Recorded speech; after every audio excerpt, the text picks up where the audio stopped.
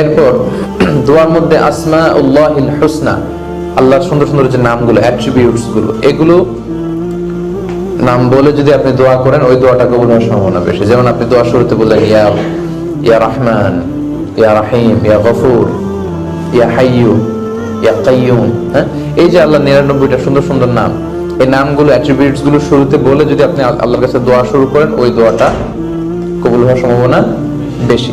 আমাদের কিন্তু উচিত আল্লাহর নামগুলো যতটুকু সম্ভব মুখস্থ রাখা, অ্যাট্রিবিউটগুলো চমৎকার চমৎকার নাম। ইন্না লিল্লাহি তিসআতান ওয়া তিসঈনা ইসমা, আল্লাহর এরকম 99টা নাম আছে। মান আহসাহা দাখালাল জান্নাহ, যে এই নামগুলো মুখস্থ করে সিনায় রাখবে সে জান্নাতে যাবে। আল্লাহ রাসূল সাল্লাল্লাহু আলাইহি ওয়াসাল্লাম বলেছেন যে সে জান্নাতি। তার মানে এটা মুখস্থ করা দরকার আমাদের, অর্থগুলো অনেক সুন্দর। আচ্ছা, দোয়ার আরেকটা এটিকেটস হচ্ছে যে ইয়াকিন ওয়া আদামুল ইয়াস, আপনি নিশ্চিত থাকা যে আমার দোয়া কবুল হবে ইনশাআল্লাহ। আদামুল ইয়াস, নিরাশ হওয়া যাবে না। হ্যাঁ, নেভার গিভ আপ, আশা ছাড়া যাবে না। নেভার লুজ হোপ, আপনাকে আশা রাখতে হবে যে আমার দোয়া কবুল হবে। আপনারই যদি সন্দেহ থাকে কবুল হয় কি না হয়, তাইলে ওই দোয়া কবুল করার জন্য আল্লাহর এত টাকা পয়সা নেই। আপনার 100% কনফিডেন্ট লেভেল থাকতে হবে যে আমার দোয়া ইনশাআল্লাহ, মাই দোয়া is of course accepted for sure, এটা অ্যাকসেপ্ট হবেই, আমার দোয়া কবুল হবেই, এরকম আপনার আত্মবিশ্বাস থাকতে হবে। এবং নিরাশ হওয়া যাবে না। মুমিনরা কখনো নিরাশ হয় না, মুমিনরা হয় আশাবাদী।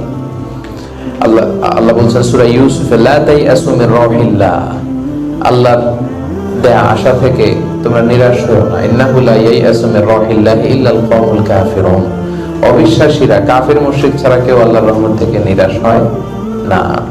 ও হাদিসে কুদসিতে আল্লাহ বলেছেন, আনা ইনদা যান্নি আবদি বি, আমার বান্দা আমার ব্যাপারে যেমন ধারণা করে আমি তার সাথে তেমন। বুঝতে পেরেছেন কথাটা? আমার বান্দা আমাকে যেমন ধারণা করে আমি আসলে তার সাথে তেমন। সে যদি ধারণা করে আমার আল্লাহ দয়ালু, মেহেরবান, তিনি দয়ার সাগর, তিনি আমাকে মাফ করবেন, আল্লাহ ঠিকই মাফ করবেন তাকে। আর যদি আল্লাহর ব্যাপারে এরকম নেগেটিভ ধারণা নিয়ে কেউ থাকেন, আল্লাহ তো খুব ভয়ঙ্কর, আমারে ছাড়বেন, আমি তো অনেক পাপী, ঠিকই আপনি আটকা পড়ে যাবেন। তাহলে এখন থেকে কি আশা হতে হবেন নাকি আশাবাদী হবেন? আশাবাদী হতে হবে, নিরাশ হওয়া যাবে না। মুমিন কখনো নিরাশ হয় না। আমরা সবসময় আল্লাহর উপর ভরসা রাখি, আশা রাখি। সো দোয়া কবুল হওয়ার আরেকটা পদ্ধতি হচ্ছে যে আপনি দোয়া যখন করবেন আপনি আশাবাদী থাকবেন এবং আপনি অনেকটা নিশ্চিত থাকবেন যে হ্যাঁ আমার দোয়া কবুল হচ্ছেই, আমার দোয়া আল্লাহ শুনবেই। এরকম একটা আশা, দাবির জায়গা থেকে আপনাকে দোয়াটা করতে হবে, তাহলে ইনশাআল্লাহ আপনার দোয়া কবুল হবে।